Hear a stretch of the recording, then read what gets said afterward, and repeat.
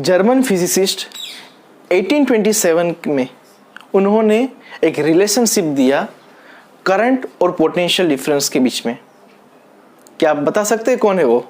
हाँ, सही, George Simon ohms.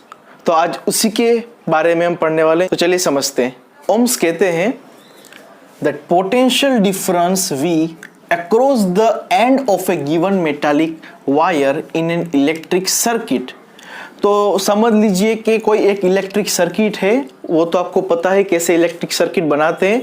उस इलेक्ट्रिक सर्किट में से एक वायर है, मेटालिक वायर, उसके दो एंड पे अगर हम पोटेंशियल डिफरेंस को मेजर करें, यहाँ पे पोटेंशियल डिफरेंस को मेजर करें तो वो डायरेक्टली प्रोपोर्शनल होता है, is directly proportional to the current flowing through it. तो इसमें से जो करंट फ्लो होता है ना, उसको डायरेक्टली प्रोपोर्शनल होता है। तो ऐसा लिखते हैं V is directly proportional to I। पर साथ में उन्होंने कंडीशन भी यहाँ पे रख दी। क्या कहा?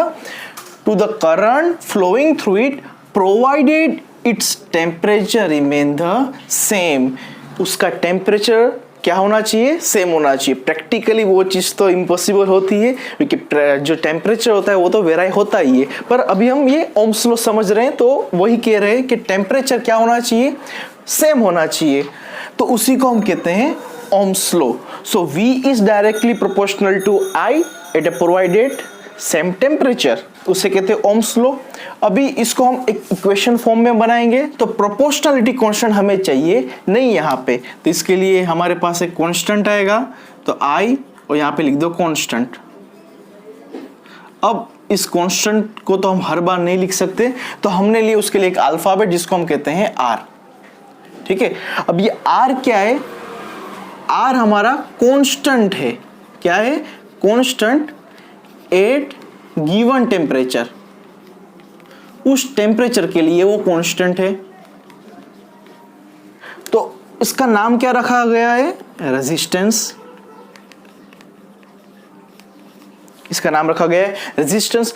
और रेजिस्टेंस को जब हमें मेजर करना हो तो हम ऐसा यूनिट का इस्तेमाल करते हैं जो कि है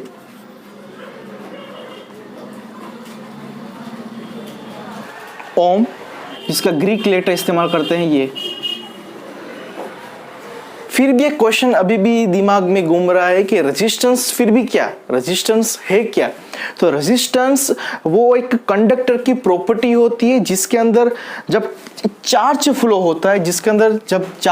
होता है, तो वो रेजिस्टेंस उस चार्ज को क्या करता है? रेजिस्ट करता है। ठीक है ना। और उसी की वजह से ही आपका जो वायर होता है वो क्या हो जाता है? हीटअप हो जाता है। सिंपल सा हम एक बेसिक एग्जांपल लेते हैं। अगर एक रास्ता है, उस रास्ते पे बम्पर से अब गाड़ी लेके जब आप जाओगे तो वहां पे उस बम्पर पे आपकी स्पीड कम होगी। ठीक है ना। तो वैसे ही समझना है हमें कि वायर के अंदर जो चार्ज फ्लो हो रहे हैं ना, वो समझ रहे हो ना आप, कि वायर के जो रेजिस्टेंस जो है ना वो बम्पर से, तो चार्ज को क्या कर रहा है? वहां पे रेजिस्ट कर रहा है, मतलब कि स्लो कर देता है।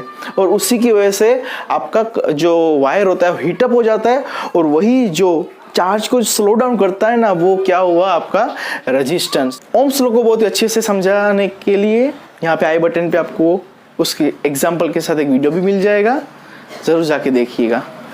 कंडक्टर का 1 ओम कब होगा?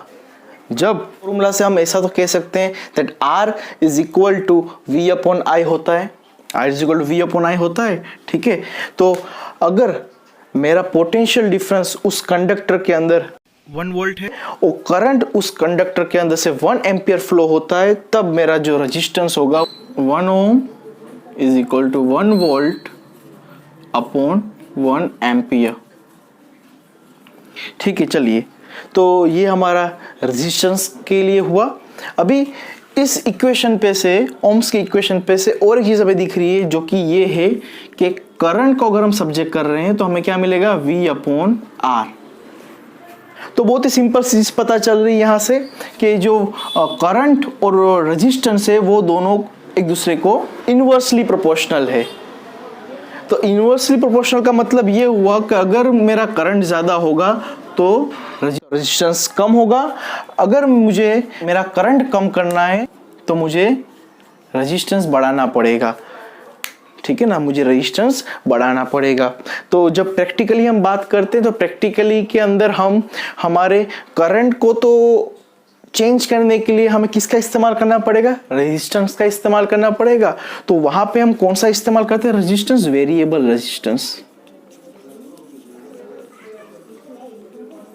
और इस वेरिएबल रेजिस्टेंस को हम और एक नाम से जानते हैं जिसको हम कहते हैं रियोस्टेट, ठीक है ना। तो रियोस्टेट को हम जब रेगुलेट करते हैं, हम चेंज करते हैं, तो हमारी करंट की वैल्यू भी क्या होती है, चेंज होती है। अगर यहाँ तक पहुंच ही गए तो हमारे चैनल को लाइक कीजिए, शेयर कीजिए, सब्सक्राइब कीजिए।